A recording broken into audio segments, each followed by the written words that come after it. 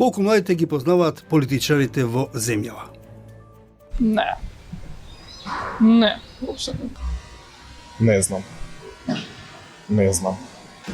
Ја. Ја. Ова прашање со фотографии на политичари покажани на телефонна улица им го постави наодамна на млади по случаен избор новинарката на Слободна Европа Емилија Бунтеска-Нацовска. Мехмет Тачи? Беким нешто Касами. Али Ахмети, Стево Пендаровски. Министер за нешто? За внатрешни работи министар, мислам. Да, Апасиев, нормално го знам.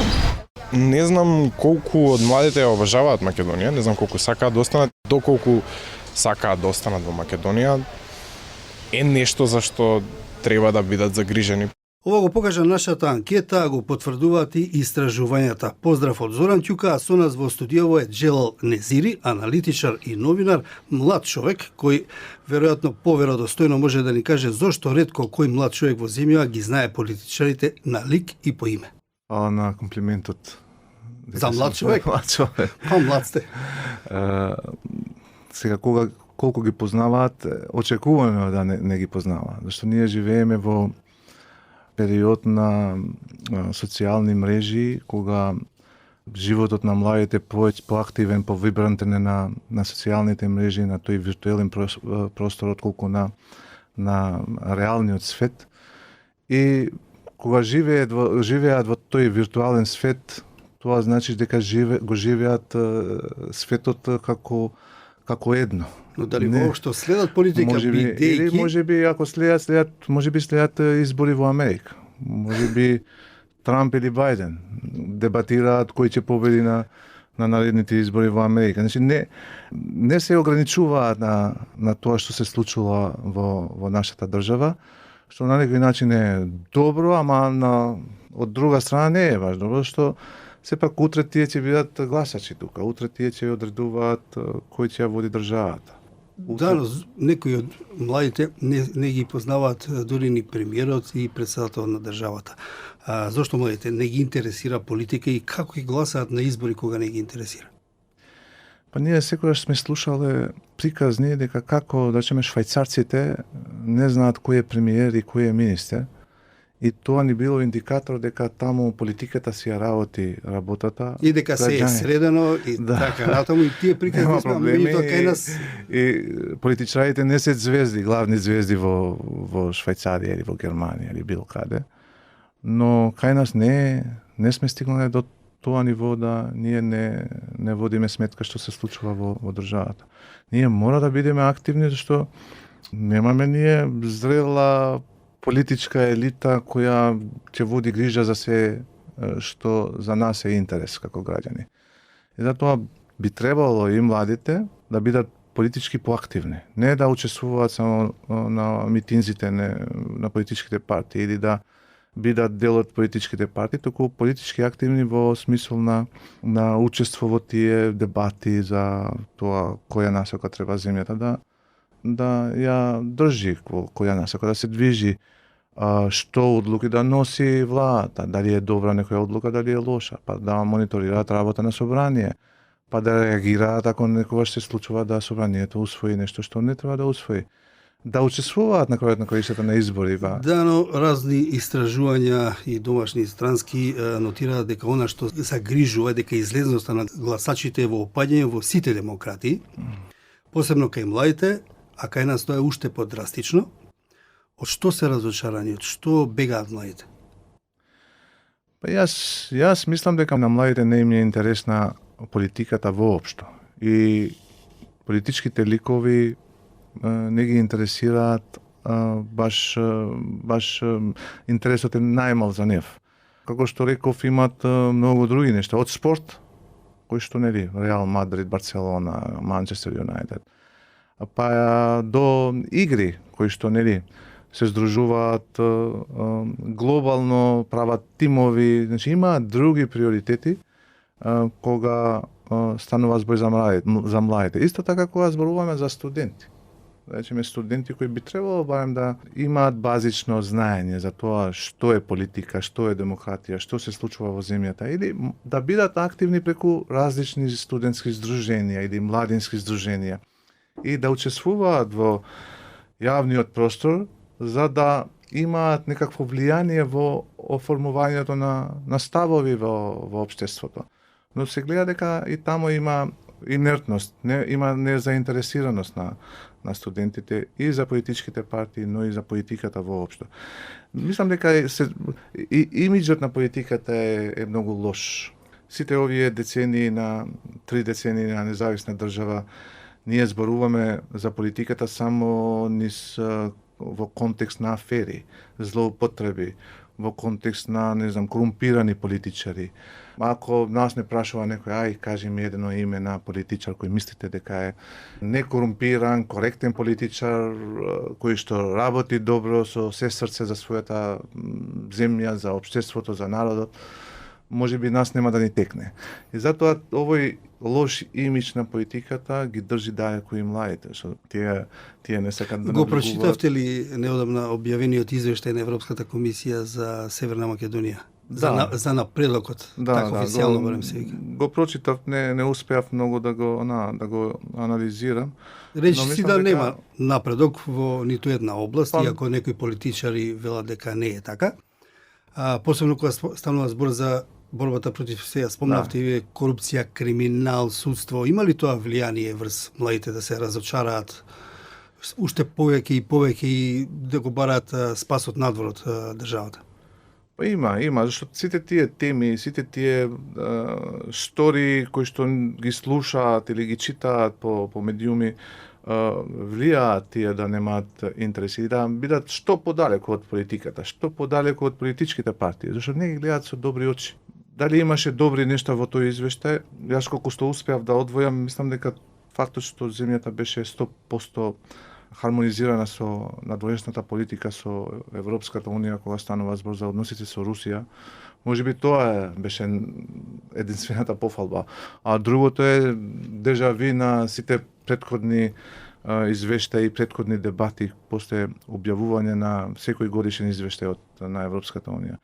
Корумпирано судство, нефункционален. Да, но кога станува збор за собрание. реформите во судството, во борбата против корупција, во претходните извештаи се забележува има подготвеност, мал напредок, сега буквално е напишано нема напредок. Мислам дека тука влијаат и последните случувања во судството кога се работи за сите тие случаи кои ги покрена специјалното јавно обвинителство, сите случаи на висока корупција и кога се гледа дека немаат епилог, ако се додадат на ова сите тие притисоци партиски врз судството, владини и опозицијски, кои што се обидуваат преку нивни контакти да влијаат во судството. Потоа имаме влијание на бизнис секторот врз судството. Значи не мора да бидат владини центри на моќ или политички центри на моќ, туку може да бидат тие влијани од бизнис центри. Значи се додека во земјата не функционира правниот систем, ќе имаме вакви извештаи, ќе имаме вакви критики. Но јас имам еден став кој можеби не можам да бидам погрешно сватен, дека ние не сме способни сами да го реформираме судскиот систем. А тоа се покажа низ сите овие децении независна држава. Неколку реформи беа спроведени. Од собрание да ги избира судиите, па се избра судски совет, па во судски совет самите совет на обвинители, самите суди обвинители да ги избираат кој ќе биде председател, да ги разрешуваат. Значи имаме многу реформи спроведени но реформите не подразбираат само носење на закони. Реформите имаат три димензии. Првата е да се носи законот. Значи тука имаме проблем според Европската комисија. Ние имаме таква поларизација која што не можат партиите да се договорат да носат закони кои што се за интерес на државата и граѓаните. Препораките на ОПСЕ исто така не се уште хармонизирани со законите. Така што првата димензија е носење на законите, кој што е првата пречка. Втората е спроведување на законите. Значи не е само да се носат законите, ако не се спроведуваат. И третата е резултатите кои што треба тие нови закони или реформи да ги испорачат. Значи ако младите во овој конкретниот случај не ги чувствуваат тие резултати од тие реформи, од тие закони, тогаш нормално дека ќе бидат разочарани и од собранието, и од владата, и од опозицијата, и од политичките партии, па и од медиумите. Следната година треба да се одржат и парламентарни и председателски избори заедно или одвоено, тоа веќе решаваат политичарите, но партиите се во постојана кампања и од она што досега може да се види, слушне и прочита, повторно не се тангираат вистинските проблеми. Економија, сиромаштија, екологија, здравство, образование, впечаток е дека системот се ниша кај да се завртите, се треба да се заврши со врски, со пријатели, со партиска книжка, корупцијата според сите релевантни истражувања и домашни и странски анализи на највисоко ниво. Земја која толку години кандидат за Европска унија споредува со некои режимски држави. Па, тешко е дека политичките партии ќе третираат теми за кои е потребен сериозен ангажман за истите да ги решат. Или ќе третираат теми кои што биле во нивната програма предходните избори и добиле на тие теми и сега пак истите да ги актуализираат. Да речеме, ова владина гарнитура во 2016 година, нели, ветуваше борба против корупција, реформи во судството, ветинг, проветрување, значи се користеа различни термини за тоа што значи како ќе се реформира судскиот систем, но од тоа ништо не се случи. Имавме и критика на холандскиот амбасадор кој рече дека сите земји од регионот помина или ги завршуваат тие реформи во судскиот систем, само нашата земја заостанува, што е факт. И сега како истото ќе го нудат политичките партии?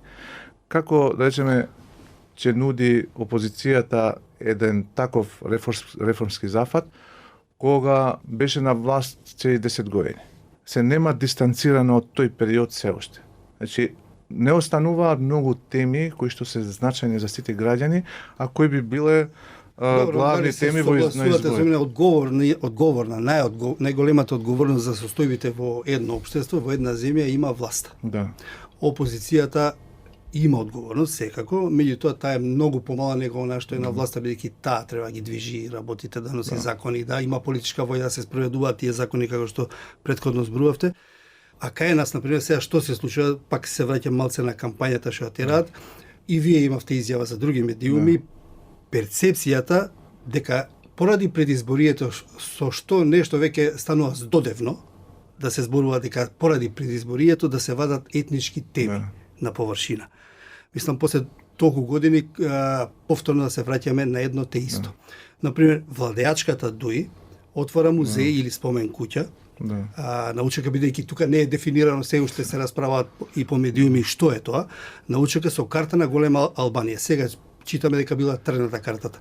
Сеедно, владеачка партија една димензија отвара од тема што може би е осетлива. Да. Па се вели дека била на државно земјиште, па градоначалникот на Куманово кривична пријава, па потоа бил Али Ахмети, ама бил како приватен гостин, некои работи, па Беса обвинува од другата страна, албанската опозиција, обвинува од другата страна дека ова како не е исто со претходниот случај што беше во Тетово на митингот каде што граѓанин имаше карта, карта на голема Албанија исто, зашто тој против него ќе има, а против овој нема. Така да е целата една работа каде што повторно се вжештуваат, можеби ќе речете не се вжештени и дај Боже да не се вжештат, меѓутоа создава една атмосфера дека повторно ќе се занимаваме со тие работи наместо со овие клучниви работи. Да, се гледа дека има таква тенденција. Пред секои избори партиите прво што мислате лесни гласови како да освојат. Човечкото битие е емотивно, не е секогаш рационалното не преовладува кај нив и секогаш, знаеш, ако играш на нивните емоции, можеш да добиваш лесни гласови во смисла на ти не им нудиш ништо за возврат, ама тие ќе те гласаат. Мисли дека тоа поминува и кај младите? Па не верувам дека кај младите, зашто младите живеат во еден скроз поинако свет на тоа што мислат политичките партии. Тие можеби преку навивачки групи, преку Facebook групи може да мобилизираат одреден дел од младите или преку нивните младински форуми политичките партии, но сепак младите бараат друг квалитет. Младите бараат друга перспектива. Младите, зашто ако ги прашате повеќето, јас додека предавав во Штулов универзитет, често ми се случуваше да имам, што ќе правите вие кога ќе дипломирате? Многумина мислат како да најдат работа надвор. Зошто бараат надвор? Ќе прекинам на оваа тема, прочитав дека доколку продолжи трендот на иселувањето на младите, нема да има никој да посетува веќе ни споменици. Да, зашто ние фактички имаме две различни реалности кои што немаат комуникација помеѓу себе. Младите живеат во една скроз друга реалност и јас не знам како можеби не гледаат нас, кои што нели отвараме теми кои што тамам ќе помислиме дека изгледат аркаични и демоде, теми кои што биле актуелни пред 20 години и сега да ги отвараме пак. Значи секогаш мислам дека не водиме сметка дека годините поминуваат, дека тие што биле 10 години стари во 2010 година, денеска се 23, имаат 23 години. Значи, цели генерации веќе стана гласачи, стекнаа со правото на глас. И партиите не водат толку многу грижа за нивните потреби, за нивниот свет. Не се толку креативни за да бидат атрактивни за нив. Сега вие спомнавте таа спомен куќата во Сопот. И јас не бев информиран кога бев прашан, мислам пред 2 дена. И кога гледам дека станува збор за иницијатива на самите жители на Сопот кои што сакале да изградат куќа за да се потсечат на убиство кое се случило после Втората светска војна. И затоа ми беше малку чудно дали е музеј на УЧК или некој нешто музеј на потоа видов дека нели. Тоа беше информацијата. Иконографија. Тоа беше информацијата, меѓутоа иконографијата од она што можевме да видиме на видеата, гледаме дека имаше фактички друг фокус. И сега не знам дали можеби присуството на Ахмети таму, можеби праќа некој таков сигнал. Или што и го слушнав и говорот на Ахмети, значи пред нив. И неговиот говор беше дека тој се залагал да нема граници помеѓу албанците, ама сега е уверен дека тој сон може да се оствари само со интеграција во Европската унија. Јас кога што видов медиумите цитира дека борбата почнала за голема Албанија, меѓутоа дека политиките се смениле. Така нека. Сепак мислам дека овие моменти кои што можеби порано не беа толку видливи, зашто имаме такви споменици секаде низ земјата и луѓето се организираат да ги градат, можеби, знаеш, тоа е еден вид на нивно изразување, знаеш, од тие луѓе што Да, во ред тоа како што стои во од градот Куманово, дека тоа било изградено на нелегален начин, односно на државно земјиште. А доаѓа лидер на политичка партија која е на власт. И дали тоа не е исто праќање сигнал, еве, диво градба. И он ја посетува и дава легитимитет. А он треба, тој, како лидер на политичка партија која дел од власта, треба да се бори против такви работи. Против градба на нелегални објекти. Точно, јас не знам дали навистина е диво градба, но секако дека сите треба да се залагаат законите да се почитуваат такви како што се. Ако некој не се согласува со некој закон, треба да инициира да се смени и да почне активност, истиот да го, но се дека тој закон е во сила, истиот треба да се применува. Тоа е логиката на правната држава. Правната држава не е само послуга, па ќе влезете, ќе си земете што сакате или кои закони, овие ми се допаѓаат, овие ќе ги применувам, а овие другите не ми се допаѓаат и ќе ги оставам. Да, сега ќе ви цитирам од еден извештај на Electoral Knowledge Network, формиран од Обединетите нации, и во воведот се наведува дека никогаш до сега толку млади луѓе не биле вклучени во движењата за промени ширум светот. Тие излегуваат на улица, користат онлайн социјални мрежи и заедници за да се поврзат, да го изразат својот глас за промени. Тие протестираат против авторитарните режими, корупцијата и нееднаквостите. Се согласувате со ова? Дека излегуваат на светски рамки? На светски рамки, па и кај нас може да кажете. Па имаше еден период, речеме, кога беше протестираа студентите за нивните студентски права. И од тогаш не слушам дека, или не сум, можеби не сум пропуштил да видам дека младите протестираат за нешто. Дека младите протестираат против загадувањето. Имаше некои протести, не дека беа масивни. Дека младите протестираат за, не знам, по висок студентски живот, по висок студентски стандард. Можеби имам погрешна перцепција, но кај нас младите се уште во таа нивна комфорт зона од која што не излегуваат. Дали тоа е резултат на тој образовен наш систем, каде што недостасува и политичка писменост, но и медиумска писменост. Вие, ако ги прашате младите како функционира државата, тие не можат да направат разлика што е демократија, што е авторитарен режим, што е диктаторски режим. Може би за нив почнуваат да им се гледат заради годините по-симпатични тие авторитарни лидери, што нели се поприсутни во таа нивна онлайн сфера со пропаганда, со дезинформации, и на тој начин нивните ставови почнуваат да се формираат во основа на овие перцепции што ги добиваат за нив. И можеби ќе не изненадат млади кои ќе ни кажат дека добар лидер е, да речеме, Ким Јонг Ун, што тој е владее со цврста рака, или ќе ти кажат дека добар лидер е Путин, или не знам, Ердоган или некој друг, без при тоа да знаат дека што е демократија и зошто ние се бориме за демократија и зошто е лоша диктатурата, зошто е лоша автократијата. И мислам дека затоа треба нешто да се смени. Јас не знам, не сум експерт за образование, ама треба да се вметне од основно и средно училиште медиумска и политичка писменост на децата, па да знаат какво уредување има државата, не само географија. Дали сте оптимист дека тоа може да се случи? Мислам дека би требало дефинитивно, но и натаму се наведуваат следниве глобални факти во тој извештај, кој мене ми се е многу интересен, дека политичката застапеност на младите останува ограничена, значи изборувам глобално. И она што загрижува дека излезноста на гласачите воопшто, значи сите категории е во опаѓање во сите демократи, посебно кај младите. Каде оди овој свет?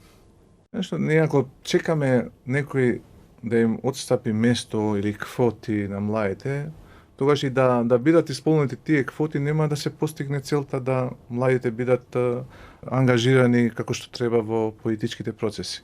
Младите треба да се изборат за место. Ние памтиме, не сме толку млади, како што рече, памтиме во првите години од независноста. Имаше една целосно млада структура која сакаше простор, се бореше за тој простор и превзеде одговорност. Дали сега направија грешки? Да, направија грешки, ама тие се наметнаа во јавниот простор, во таа политичка сцена, и тие ги потиснаа тие стари генерации кои што беа на функции во бившата Југославија. И на некој начин овозможија транзиција и политичка, но и генерацијска. Значи една нова генерација политичари тогаш дојде на сцена. Сега тоа не го гледаме. Ние не гледаме дека има подмладување на политичките партии. Подмладување во смисол на нови, млади ликови да бидат носители на политички процеси, да бидат носители на не знам, проекти внатре во политичките партии, па да бидат видливи во јавноста, па да нудат некој креативен начин за привлекување на младите и тие да бидат дел од тие активности. Зашто без таа креативност младите нема да се поистоветуваат ни со политичките партии, ни со политиката, што тие, како што реков, живеат во некој друг свет, кој што нивниот начин на изразување не е ист како нашиот, како на постарите генерации кои што се уште активни во политиката. Затоа тој јас меѓу младите и постарите, условно кажано, е голем, и треба да се размислува како да се пополни. Джелал, ти благодарам за разговорот. Го слушавте Джелал Незири, Благодарам на тебе аналитичар, новинар, драг колега. Слушајте не, следете не на Зошто на Слободна Европа и на Spotify, YouTube, Apple и Google Podcast. Кликнете на Зошто и давајте ни идеи и теми кои вие сакате да ги слушате, а ние ќе прашуваме преку нашите социјални мрежи. Поздрав и од Зоран Ќука и Дејан Балаловски.